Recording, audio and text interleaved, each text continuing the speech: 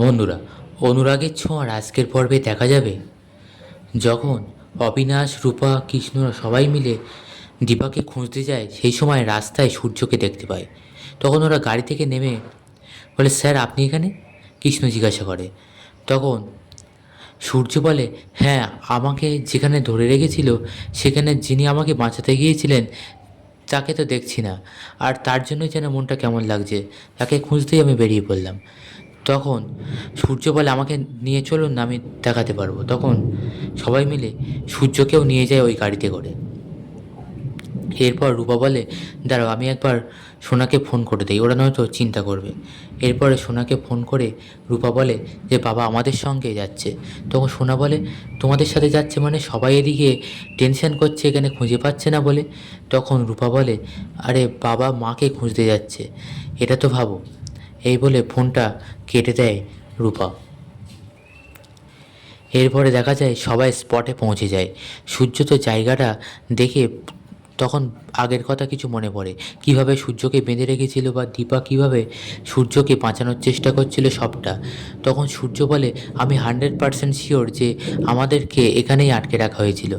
তারপরে সবাই মিলে ভালোভাবে খুঁজতে থাকে এবং দীপাকে ডাকতে থাকে, রূপা মা মা করে ডাকতে থাকে, কিন্তু কেউ খুঁজে পায় না, কারণ দীপাকে একটা বস্তার মধ্যে আটকে রেখে দেয়।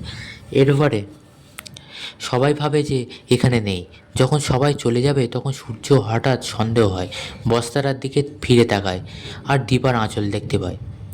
এরপর বস্তার কাছে যায় আর বলে, ও মাই গড, বুঝতে পারে ও এর মধ্যেই আছে দীপা। তারপর বস্তার মুখটা খুলে দীপাকে বার করে। সবাই তো হাঁ হয়ে যায়, সবাই ভাবে দীপা বোধহয় অজ্ঞান হয়ে গেছে। তখন অবিনাশ তাড়াতাড়ি অ্যাম্বুলেন্স ডাকে আর দীপাকে তড়িঘড়ি করে হাসপাতালে নিয়ে আসে। এবং দীপার এই অবস্থা দেখে সবাই তো কান্নাকাটি করতে থাকে, রূপা এবং সেনগুপ্ত বাড়ির সবাই। এরপর ডাক্তার আসে এবং ডাক্তার পালস চেক করে আর বলে দেয় সরি, উনি আর নেই। যেটা শুনে সোনা রূপা দুজনেই কান্নায় ভেঙে পড়ে। সোনা তো বলে, মা তুমি, তোমার ওপর আমার অনেক অভিমান ছিল ঠিকই, তাই বলে তুমি এভাবে চলে যাবে? বলে সোনা কাঁদতে থাকে এবং রূপাও প্রচণ্ড ভেঙে পড়ে, বলে আমি এবার কিভাবে একা একা লড়বো, আমরা দুজন তো একসঙ্গে লড়াই করেছি। তখন এদিকে সূর্যও এক জায়গায় বসে পড়ে থম হয়ে, কিছু বলতে পারে না। তারপর শুধু একবার বলে, সোনা তুমি ওনাকে মা বলে ডাকছো কেন? আমার থেকে কী লুকাচ্ছ, সত্যি করে বলো। তখন সোনা এই অবস্থায় সূর্যকে কি সত্যি কথা বলবে সেটাও ভেবে পায় না।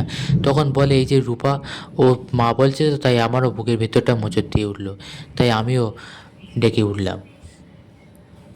তখন সবাই মিলে কান্নাকাটি শুরু করে। এরপরে দেখা যায় যে দীপার মাও চলে আসে, মানে রত্না দেবী। সেও কাঁদতে থাকে, বলে দীপা তুই এভাবে চলে গেলি, বলে কাঁদতে থাকে। এদিকে দেখা যায় উর্মিও বলে, না দিদি, তোর এরকম হতে পারে না। এরপরে সূর্যর বাবাও ভেঙে পড়ে।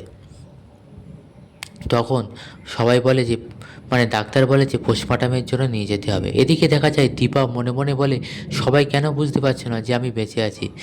রূপা বাঁচা আমাকে, ডাক্তারবাবু আমাকে বাঁচান, আমি মরিনি, আমাকে নিয়ে কাটাছেঁড়া করবেন না, দীপা বলতে থাকে। কিন্তু দীপার আওয়াজ কেউ শুনতে পায় না। দীপা মনে মনে ভাবে, আমি বলছি কিন্তু আমার আওয়াজ কেউ শুনতে পাচ্ছে না কেন? আমি হাত পা নাড়াতে পারছি না কেন? আমাকে বাঁচান। এদিকে দেখা যায় রুডিকে কুন্তলা জিজ্ঞাসা করে, তুই কেন এরকম করলি?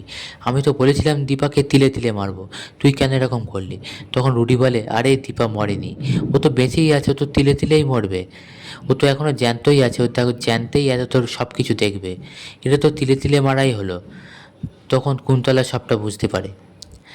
এদিকে দেখা যায় দীপাকে নিয়ে রুমে নিয়ে গেলে তখন সেখানে কাউকে এন্ট্রি দেয় না, সবার প্রবেশ নিষেধ করে। তো কিন্তু সূর্য তাও কারোর বাধা মারে না, ভিতরে চলে যায় আর দীপার হাতটা জড়িয়ে ধরে। তখন দীপা বলে, ডাক্তারবাবু আমার হাতটা ছাড়বেন না, আপনি আমার হাত ধরে থাকলে মৃত্যুও আমাকে আপনার হাত থেকে ছিনিয়ে নিয়ে যেতে পারবে না, আমাকে বাঁচান ডাক্তারবাবু। এদিকে সূর্য মনে মনে বলে যে আপনার সাথে তো এই তো আমার কদিনের পরিচয়, তবু আমার মনটা এরকম হচ্ছে কেন, আমি নিজেকে সামলাতে পারছি না কেন? এদিকে ডাক্তার বলে, দেখুন মিস্টার সেনগুপ্ত, এরকম করলে হবে না, আপনি ওনার হাতটা ছেড়ে দিন আর বাইরে যান।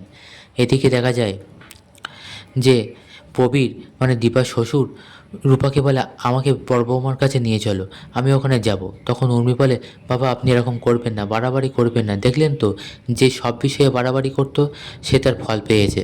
তখন প্রবীর খুব রেগে যায় উর্মির ওপরে আর বলে তুমি একদম বেশি বকবে না, তোমার নিজের রক্তের সম্পর্ক, তোমার নিজের দিদি, তার সম্পর্কে তুমি এরকম বলতে পারছো? তুমি যাও, এখান থেকে চলে যাও আমার চোখের সামনে থেকে, বলে উর্মিকে বকাবকি করে। তখন রূপা বলে ঠিক আছে দাদু ভাই, আমি তোমাকে নিয়ে যাচ্ছি ভিতরে। এরপরে এরাও ভিতরে আসে। তখন ডাক্তার বলে এবার আপনারা সবাই এরকম ভিতরে আসলে হবে কি করে? তখন দীপা মনে মনে বলে রূপা বাঁচা, ডাক্তারবাবু আমাকে বাঁচান, ছেড়ে যাবেন না। বন্ধুরা, এই ছিল আজকের মতন এপিসোড। পরবর্তী পর্বে ঠিক কী হতে চলেছে জানতে চোখ রাখুন আমাদের চ্যানেলে।